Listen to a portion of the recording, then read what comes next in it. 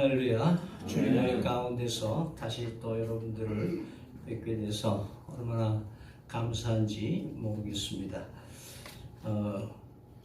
나이가 들면 글자가 원고의 글자가 커지고 페이지가 늘어나서 말이 많아지고 또 말이 어눌해져서 길어지는 그런 성향이 있는데 오늘도 페이지가 많아서 짧은 시간에 여러분들을 어떻게 말씀으로 함께 할지 조금 제 개인적으로 걱정이 됩니다.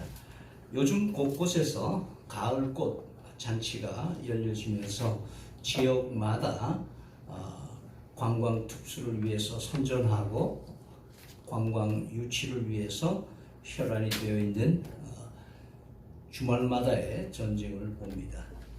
사람들은 화려한 꽃에 매료되어서 저마다 자기 방에 베란다에 화분으로 채우고 있습니다. 그런데 성경에는 신기하게도 꽃보다는 열매에 대한 얘기로 가득 차 있습니다. 두 번은 하나는 열왕기상 6장에 성전의 장식을 하는데 종려와 핀 꽃 형상을 아로 새겼고의 꽃이 한 번 나옵니다. 그 다음에 이사야서 28장에 예언에 대한 이스라엘의 예언에 대한 얘기를 하면서 마지막 쇠잔에 가는 이스라엘을 향해서 이렇게 얘기를 합니다. 골짜기 꼭대기에 세운 성이여 쇠잔에 가는 꽃 같으니 화 있을진저. 그렇게 구약에 두 번 꽃이 나옵니다. 신약에는 마태복음과 누가복음에 공이 같은 내용의 꽃이 나오는데 백합화를 얘기를 하고 있습니다.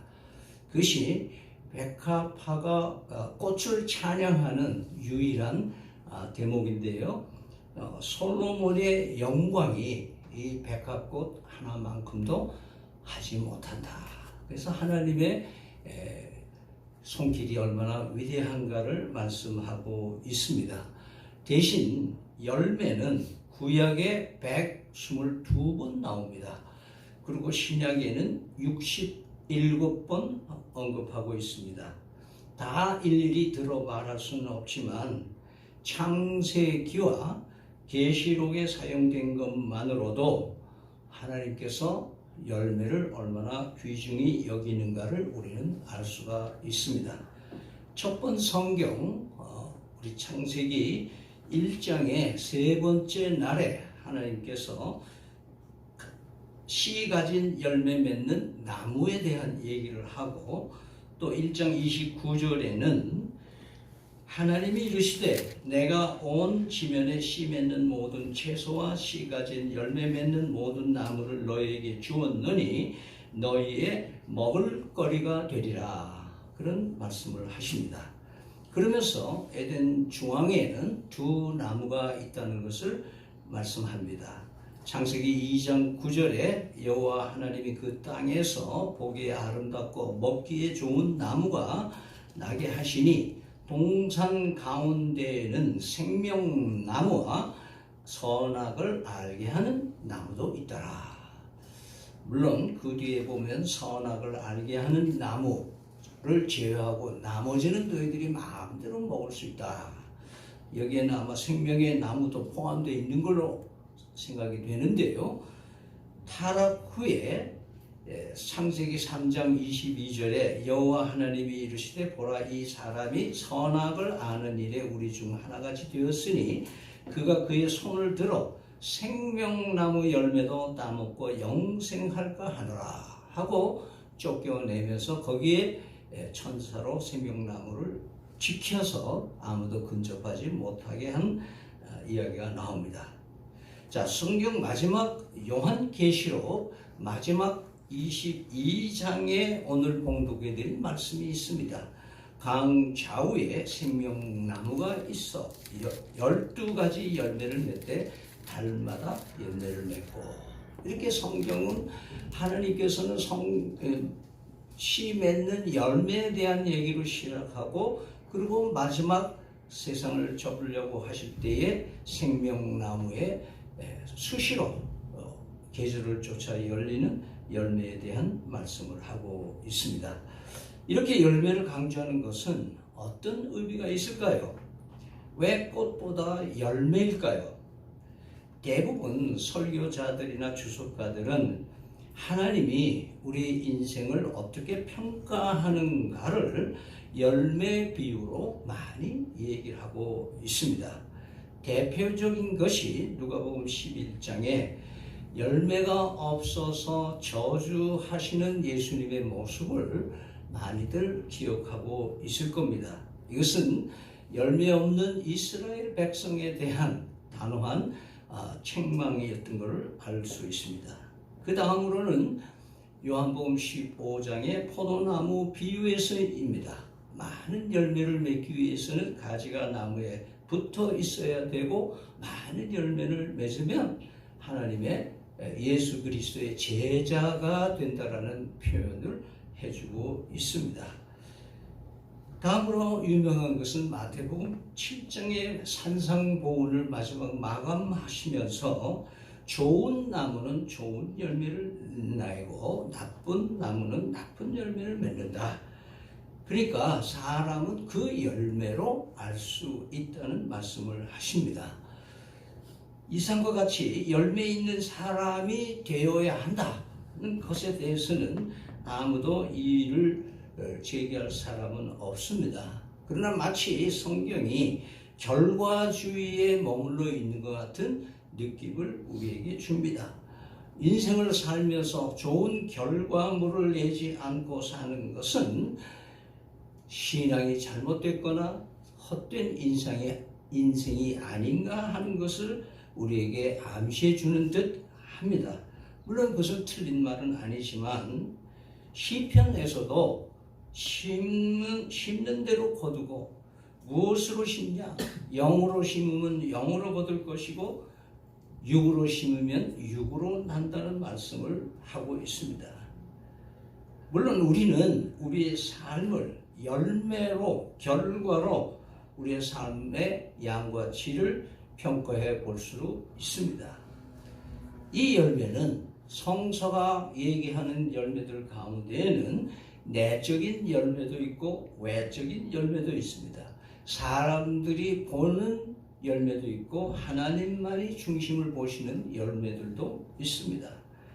그러므로 우리는 사람이 보는 관점에서의 열매만을 가지고 교회를 평가하고 성도를 평가해서는 안 될 것입니다. 얼마나 많이 전도했는가, 얼마나 많은 헌금을 했는가, 어떤 업적을 이루었는가, 얼마큼 성공했는가, 얼마큼 큰 건물을 지었는가, 얼마나 큰 교회로 성장시켰는가, 이런 것들은 온전한 열매라고 말할 수는 없습니다. 그러나 성경은 우리에게 보다 더 중요한 것이 우리의 성품의 열매가 있느냐 하는 것을 추궁하십니다. 갈라디아서 5장에 성령의 9가지 열매가 대표적입니다. 물론 이런 9가지 열매들도 겉으로 보여지는 열매도 있고 그렇지 않은 열매도 있습니다. 따라서 우리는 열매에 대한 말씀을 대할 때 좋은 나무여야 좋은 열매를 맺는다는 것을 우리 조금 더 깊이 생각해 볼 수가 있습니다. 왜냐하면 우리는 우리 스스로를 보면 어쩌면 본디 죄로 썩어서 나쁜 나무일 수밖에 없다는 것이 우리의 솔직한 고백이기 때문에 그렇습니다. 우린 죄로 말미암아 나쁜 열매밖에 맺을 수 없는 존재, 아예 열매를 맺을 수 없는, 그래서 인위적으로 돈 주고 사서 그 나무에 원래 열려야 할 열매가 아닌 다른 여러 가지 열매들을 인위적으로 매달아 놓고 혼자서 기뻐하고 그것을 자랑하고, 포도나무에 바나나를 매놓고 기뻐하는 사람, 배나무에 키위를 달아놓고 기뻐하는 사람처럼 인위적인 열매로 살아가는 종교인들이 많은 것을 우리는 봅니다. 따라서 나쁜 나무가 좋은 열매를 맺을 수 있는 나무로 변화되려면 좋은 나무가 되어야 되는데, 그 유일한 길은 그 나쁜 나무가 좋은 나무에 접붙임을 당하지 않으면 그런 일이 일어날 수가 없다는 거죠.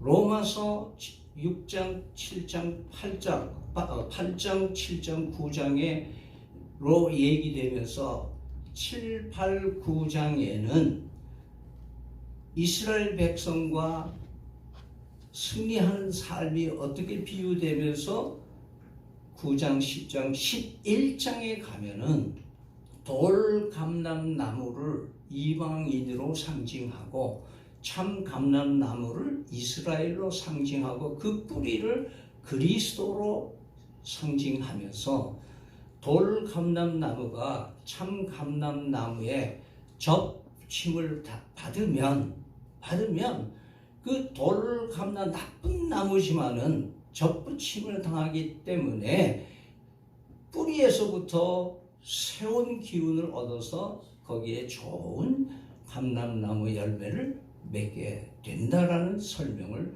하고 있습니다. 그래서 우리는 예수님을 제대로 그리스도로 구주로 믿는 거듭남 삶을 살아야 우리는 비로소 좋은 나무로 좋은 열매를 맺을 수 있음을 알게 됩니다. 요한복음 15장 4절에 내 안에 거하라 나도 너희 안에 거하리라. 가지가 포도나무에 붙어 있지 아니하면 스스로 열매를 맺을 수 없음 같이 너희도 내 안에 있지 않으면 그러하리라. 아멘. 자, 여기서 왜 하나님은 꽃보다 열매를 강조하시는가? 앞에서 이미 말씀드린 것으로 답을 충분히 가름할 수가 있겠으나 한 가지를 빼놓을 수가 없습니다. 그것은 바로 첫 열매라는 단어입니다. 첫 열매는 성경에서 세 가지로 비유하고 있습니다. 하나는 하나님께 드리는 예물로서의 첫 열매. 두 번째는 예수 그리스도께서 첫 열매가 되신다는 말씀. 그다음 세 번째는 이스라엘과 성도들이 하나님이 예수 그리스도를 통해서 맺게 하시는 첫 열매로 언급하는 내용입니다. 자, 첫 번째 여호와께 드리는 첫 열매에 대한 얘기는 장자와 첫 소사는 하나님의 것이라는 그 흐름은 계속 이어져 왔지만 오늘은 가나안 정착 후에 농경사회가 되면서 첫 열매에 대한 언급을 들어서 말씀을 하겠습니다. 출애굽기 23장 16절 말씀에 맥추절을 지키라. 이는 네가 수고하여 밭에서부터 첫 열매를 거둠이라. 첫 열매를 거둔 것을 기억하고 하나님께 드리는 맥추절을 지키라는 말씀을 하고 있습니다. 다양한 말씀이 있습니다만은 첫 열매의 의미는 하나님이 우리의 삶의 최우선이 되셔야 된다는 말씀을 하시려는 겁니다. 소산의 처음 것이 하나님의 것이다. 나의 노력의 산물이 무엇이든 첫 열매는 하나님의 것으로 드려야 한다는 것이 이 첫 열매로 하나님께 드리는 것입니다. 여기서 우리는 11조를 피해갈 수는 없습니다. 11조 이야기하면 요즘 교인들은 모두가 다 두드러기가 난다 이런 얘기를 해요. 그러나 우리 우선순위에 대해서 얘기를 하면서 11조를 이해를 하면 쉽게 됩니다. 헌금은 복받기 위해서 돈 놓고 돈 먹기식에 투자하는 게 아닙니다. 11조 많이 하면 복받는다 그런 투로 오도하는 것은 잘못입니다. 첫 열매를 언급하시는 하나님의 의도는 우리 인생의 만물을 창조하시고 주관하시는 하나님이 우리 피조물의 인간이 제일 먼저 우선순위를 어디에다 두느냐 하는 것을 교육하시는 훈련 방식입니다. 돈이 있는 곳에 마음이 있다고 그럽니다. 제 후배 중에 외과를 크게 하는 병원 원장이 있습니다. 그분이 어느 날 장로님이신데 신앙이 너무 좋은 분인데 어느 날 하더니 선배님 저 주식 다 없앴어요. 왜 그래? 그러니까 주식을 하니까요. 아침에 일어나면 제일 먼저 찾아보는 게 주식 시세입니다. 야, 그래서 자기가 그랬대요. 내 장로가 아침에 일어나는 성경이 손에 잡혀야지 맨날 신문이나 인터넷을 뒤지고 있는 게 이건 아니다 하고 자기가 주식을 없앴다는 거예요. 개인의 얘기를 해서 죄송합니다만 저는 저희들이 어려운 신접살이를 하고 있을 때 어머니께서 매달 얼마씩 보내라고 하시는 겁니다. 그때 순간 굉장히 섭섭했어요. 다른 부모들은 참 어렵게 새방살이 돌아다니는 아들을 위해서 뭐 좀 도와주기도 하고 좀 그러는데 어떻게 달라 그러시느냐. 근데 조금씩 이제 들이다 보니까 제 마음속에 또 우리 부부 마음속에 최소한 한 달에 한 번 이 돈을 붙일 때에 어머니 마음을 홀로 나를 키우신 어머니를 생각하게 되더라. 기념하게 되더라. 하나님을 우선으로 생각하는 훈련을 우리는 헌금으로 하고 있는 겁니다. 주일 헌금, 11조 헌금, 감사헌금, 무슨 헌금이든지 이 헌금을 낼 때는 내가 이걸 내므로써 우리 교회에서 내 위치를 좀 든든히 하고 내 체면도 좀 살리고 그래서 광고 효과를 노리면서 헌금을 하는 사람도 가끔 있더라고요. 그래서 그 주보에 자기가 헌금 냈는데 이름 안 들어왔다고 막 그런 사람들도 있어요. 저는 늘늘에 후원회를 하면서 후원회에서 어떨 때는 그 후원금 내신 분이 명단이 빠지면 전화가 와요. 왜 여기 없냐? 그래서 제가 좀 못된 기질이 있어가지고 그러면 집사님 그거를 광고비로 주신 겁니까? 헌금으로 주신 겁니까? 이렇게 되물은 적이 있어요. 여러분 우리의 물질 생활 속에서 첫 열매의 의미는 내 생애의 우선순위가 뭔가 하는 것을 점검하라고 하시는 것입니다. 다음으로는 예수님이 우리의 첫 열매가 되시는 부활의 첫 열매라는 표현입니다. 여러분이 정말 이 세상에서 절망이고 실망을 한다면 고린도전서 15장을 탐독을 하시기 바랍니다. 부활의 산 소망이 넘치게 되면은 마지막 심판이 온다 하더라도 우리는 평안을 누릴 수 있는 확신이 우리 속에 생기기 때문에 그렇습니다. 고린도전서 15장 20절에 그러나 이제 그리스도께서 죽은 자 가운데서 다시 살아나사 잠자는 자들의 첫 열매가 되셨도다. 그리고 23절에 가면 그러나 각각 자기의 차례대로 되리니 먼저는 첫 열매인 그리스도요 다음에는 그가 강림하실 때에 그리스도에게 속한 자요. 예수님이 첫 열매가 되셨다는 의미는 예수 그리스도를 구주로 믿는 사람이 예수님의 부활에 같이 동참해서 부활하는 새로운 영원한 천국의 삶을 보장받는다는 말씀을 하시려는 거예요. 여러분 물론 성경에는 죽었다가 산 사람 기록이 한 9군데 나옵니다.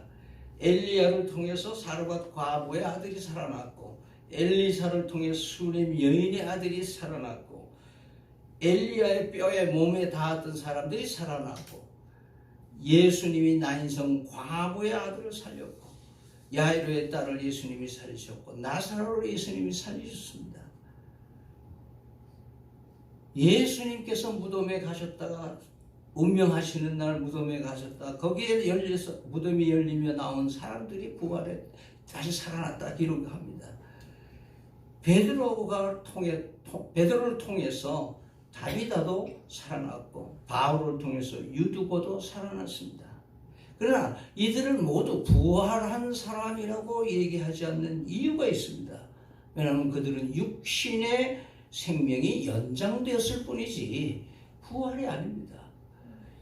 이러한 부활은 우리같이 썩을 육신을 가진 자들이 썩지 않을 몸으로 다시 사는 온전한 부활에 들어갈 수가 없는 그런 가짜 부활이라고 그럴까요? 참된 부활은 아니다. 그래서 예수님을 그리스도 믿는 믿음으로 참 부활이 가능해졌다. 여러분, 우리는 죽으면요, 믿는 사람이나 믿지 않는 사람이나 죽으면 똑같이 다 흙으로 돌아갑니다. 다 흙으로 돌아가요. 그런데 믿지 않는 사람들은 음부에 가 있고, 여러분, 나사로와 부자의 얘기에 보면 음부 얘기가 나옵니다. 음부와 낙원에 관한 얘기가 나옵니다. 그러니까 예수님이 마지막 심판 때가 되면 두 번째 부활이 있는데 믿지 않는 자들은 두 번째 부활로 뭐예요? 영원한 지옥 형벌에 처하고, 그리고 믿는 자들은 낙원에서 영원한 새 하늘과 새 땅 천국으로 간다. 우리가 쉽게 말해서 예수 믿으면 천국 가다 이렇게 줄여서 얘기를 하지만 그런 의미가 있다. 그래서 예수님이 우리의 부활의 첫 열매가 되신다는 것은 흙으로 썩어질 육신이지만 예수님의 부활에 힘입어서 우리도 그 부활 성도가 된다는 것을 말씀하신 것입니다. 다음으로는 이스라엘을 첫 열매로, 또 우리 성도들을 첫 열매로 창조하신 것을 말씀하십니다. 예레미야서 한 군데만 보면 이렇게 됩니다. 2장 3절에 이스라엘은 여호와를 위한 성물 곧 그의 소산 중 첫 열매다. 예수 그리스도를 통해서 인류를 구속하는 그 역사의 그림자로서 이스라엘을 첫 열매로 장자로 택해서 세상에 복을 주시기를 원하셨던 이야기입니다. 그러나 이 장자권을 우습게 여기고 이방신을 섬김으로써 불행한 나라가 돼서 오늘날까지 이루고 있습니다. 그와 같이 하나님께서는 우리 주 예수 그리스도를 통해서 예수님과 같이 기업을 누릴 하나님의 자녀로 삼아주셔서 우리도 이 세상에 장자 노릇 하라고 하시는 겁니다. 야고보는 다음과 같이 분명하게 우리 성도들이 하나님의 첫 열매가 되게 해주셨다고 말씀합니다. 야고보서 1장 18절 말씀, 그가 그 피조물 중에 우리로 한 첫 열매가 되게 하시려고, 피조물 중에 우리로 첫 열매가 되게 하시려고 자기의 뜻을 따라 진리의 말씀으로 우리를 낳으셨다, 이렇게 표현합니다. 자, 어떤 큐티 전문가들은 이 진리의 말씀으로 우리를 낳으셨다 그랬으니까 큐티를 열심히 하면 우리는 구원받는다, 그렇게 하는 사람들도 있습니다. 뭐 틀린 말은 아니에요. 그러나 하나님의 뜻대로 우리 성도를 첫 열매가 되게 하셨는데, 진리의 말씀으로란 말은 진리이신 예수님과 말씀이신 예수님으로 우리를 낳으셨다는 뜻입니다. 요한은 끊임없이 1장 1절부터 태초에 말씀이 계시니라, 말씀이 곧 하나님이고 그 말씀이 육신 안에 우리 거하니 독생자의 영광이라고 말씀하십니다. 요한은 끊임없이 진리를 얘기를 합니다. 요한복음 8장에 보면 진리가 너희를 자유케 하리라. 진리를 알지니 진리가 너희를 자유케 하리라. 요한복음 14장 6절에 보면 나는 길이요 진리요 생명이니 예수님이 진리 되십니다. 자, 여기서는 예수님이 말씀과 진리로 우리를 낳으셨다고 때 낳는다는 거, 우리 사실 좀 죄송하지만 남자들은 낳는다는 말의 의미를 잘 몰라요. 여러분, 여성들이 자녀를 낳아본 경험을 한 사람들은 그 낳는다는 것이 얼마나 진통을 겪고 아픔을 겪어야만 된다는 거예요. 예수님이 진리와 말씀으로 우리를 낳으셨을 때에 그냥 아무렇게나 모르겠어요. 제왕절개 수술로 나는 고통을 모른다 그러지만 그 자체도 여러분 얼마나 고통이에요. 하나님은 아들 예수 그리스도를 통해서 그 질고를 지고 죄 없는 그분에게 십자가의 고통을 지게 하셔서 우리를 낳으셨다. 그래서 요한복음 12장 24절에 내가 진실로 진실로 너희에게 이르노니 하늘의 밀이 땅에 떨어져 죽지 아니하면 하늘 그대로 있고 죽으면 많은 열매를 맺느니라. 그렇게 말씀하셨어요. 그러면 우리 성도들은 이 땅에 사는 동안 첫 열매로서의 장자의 명분을 가지고 제대로 사명을 감당해야 하는 것입니다. 첫 열매가 되었다는 것은 하나님 아버지가 가지고 있는 모든 권한을 아드님 예수 그리스도를 통해서 법적으로 계승하는 특권이 우리에게 주어졌다는 뜻입니다. 그리고 이를 수행하기 위해서 첫 열매로서 사명을 감당하기 위하여 필요한 모든 것을 성령 하나님으로 공급해 주신다고 하시는 겁니다. 그러면 우리는 이 세상에 첫 열매로서 존재하는 이유가 충분한 것입니다. 열매를 강조하시는 이유는 결과를 추궁하시는 의도보다는 또 다른 깊은 의미가 있다는 것을 우리는 말씀을 통하여 더욱 깊이 묵상을 하게 됩니다. 하나님이 이 시대의 첫 열매이신 예수 그리스도를 통해서 우리를 첫 열매에 동참하도록 택하신 이유가 이미 말씀으로 분명해졌습니다. 왜 열매인가? 두 가지 이유입니다. 하나는 먹거리와 씨앗입니다. 열매는 많은 사람들에게 먹거리가 되도록 에너지를 공급해 줍니다. 두 번째는 그 열매 속에 씨앗을 통해서 번식하려고 하는 하나님의 의도가 거기에 숨겨 있습니다. 예수님은 우리를 위해서 십자가에서 피를 흘리시고 살이 찢겨서 우리를 사망에서 생명으로 살리시기 위하여 우리의 먹이가 되어주신 분입니다. 요한복음 6장 47절 51절에 진실로 진실로 너희에게 이르노니 믿는 자는 영생을 가졌나니 내가 곧 생명의 떡이니 너희 조상들은 광야에서 만나를 먹었어도 죽었거니와 이는 하늘에서 내려오는 떡이니 사람으로 하여금 먹고 죽지 아니하게 하는 것이니라. 나는 하늘에서 내려온 살아있는 떡이니 사람이 이 떡을 먹으면 영생하리라. 내가 주를 떡은 곧 세상의 생명을 위한 내 살이니라 하시니라. 예수 그리스도께서 우리를 살리시기 위하여 자기 목숨을 버리시면 우리로 하여금 그 사랑을 실천하라고 하시는 겁니다. 예수님이 우리의 먹이가 되어주시고 나를 살려주신 의미는 요한일서 3장 16절에 더 분명하게 얘기해 줍니다. 우리가 이로써 사랑을 알고 우리도 형제들을 위하여 목숨을 버리는 것이 마땅하니라. 이 말을 오늘 말씀과 버전을 좀 바꾸면 그가 우리를 위하여 먹이가 되셨으기에 우리가 이로써 사랑을 알고 우리도 형제들을 위하여 먹이가 되어주는 거야. 하나님께서 드리는 헌신은 산 제사라고 로마서 12장에 밝힙니다.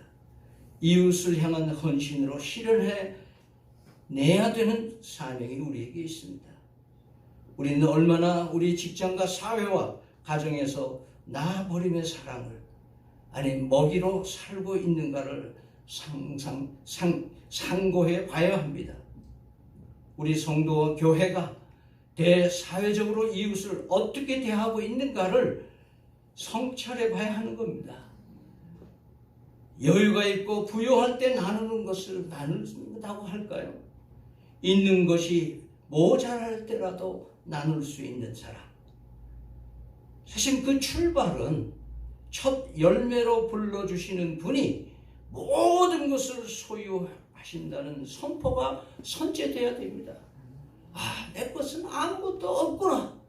여기서 출발해야 되는 겁니다.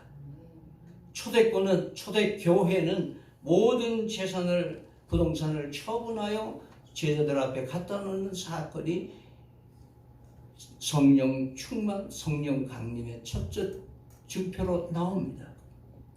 그 와중에 아나니아와 삽비라는 자기 것을 챙겨두면서 전부라고 속이는 바람에 즉사하는 모습을 우리는 기억합니다. 먹이. 여러분, 나는 먹이가 되어야 된다. 다음으로 우리를 첫 열매로 삼으시는 우리를 통하여 하나님의 나라의 확증, 다시 말해서 복음의 씨앗으로 번식되기를 원하시는 겁니다. 우리는 다양한 방식으로 씨앗을 번식시키는 방법을 우리는 상식적으로도 압니다. 여러분, 왜 야자수가 그렇게 해변가에 많은가? 그 야자수의 열매가 씨앗 중에서 가장 큰 걸로 표기되어 있습니다. 그 열매가 떨어지면 바닷물에 조비에 휩싸여서 다른 바닷가에 정착을 해서 거기서 씨를 내리고 그 나무가 자라는 겁니다. 여러분, 민들레 씨 보세요. 얼마나 작아요. 그러나 가나다란 고개 바람에 휘날려서 어디든지 날아가서 씨앗 역할을 하는 거예요. 새와 짐승들이 열매를 먹으면 그 걔네들이 날아가서 그 분변을 통해서 그 씨앗을 번식시키는 것 우리 다 알지 않습니까? 우리는 이 시대를 살아야 하는 첫 열매로 부름을 받았다는 의미는 하나님께서는 화려한 꽃보다 생명을 살리고 번식하려는 열매를 택하신 이유를 깨닫게 됩니다. 물론 우리에게 열매가 많으면 하나님의 영광을 받으시는 거 맞아요. 그러나 많으면 뭐합니까? 창고에 쌓아두면 뭐합니까? 내가 배부르면 뭐합니까? 하나님께서 기뻐하시고 영광 받으시는 것은 우리로 예수 그리스도 안에서 열매되게 하신 목적대로 세상에서 먹이가 되고 씨가 되어야 하는 것입니다. 그래서 꽃보다 열매인 것입니다. 우리는 영육간에 굶주려 죽어가는 이웃들에게 먹이가 되어야 합니다. 또 다른 열매를 위해서 씨앗이 되어 죽을 힘을 다해 살아야 합니다. 다른 이들을 위해 살리려고 죽어야 되는 것이죠. 그것이 바로 요한복음 12장 24절 말씀드린 대로입니다. 씨앗이 죽어야 또 다른 열매를 맺는 것입니다. 마지막으로 열매와 씨에는 생명이 있어야 합니다. 단순한 먹거리로만 제공되는 것으로 우리는 사회에 유익을 끼치는 말로 결론을 낼 수는 없습니다. 왜냐하면 열매에 있는 씨, 그 씨앗 속에 있는 씨방의 세포가 살아있을 때만이 그 씨앗이 심겨져서 싹이 나고 움트게 되어 있는 것입니다.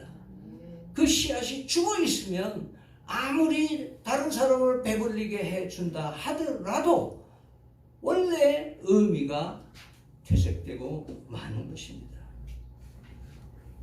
요한일서 5장 12절 말씀에 아들이 있는 자는 생명이 있고 하나님의 아들이 없는 자에게는 생명이 없느니라. 가짜 크리스천들, 가정에서 예수를 제대로 영접하지 않고 믿지도 않으면서 교회에 와서 종교 생활을 하는 사람, 종교의 배경을 가지고 출세하려고 하는 종교의 이 배들이 지금 문제가 됩니다. 왜? 그 안에 생명이 없으니까. 열매는 많아 보이는데, 잎은 무성해 보이는데 생명이 없으면 하나님의 쓰임 받는데 의미가 없다는 말씀입니다. 꽃으로 영광 받으시기보다는 열매로서 살기를 원하심을 믿고 세상에서 먹이가 되는 성도들이 되기를 바랍니다. 아멘. 그리고 비록 작은 씨앗을 품고 살지만, 비록 연약하지만 우리를 통해서 엄청난 열매를 기대하시고 보고 계시는 것을 잊지 말고 눈물로 씨를 뿌려야 할 문장이 인터넷에 돌고 있는데 너무 귀한 말씀입니다. 열매는 셀 수 있지만 그 씨앗 속에 있는 열매는 셀 수가 없다. 하나님,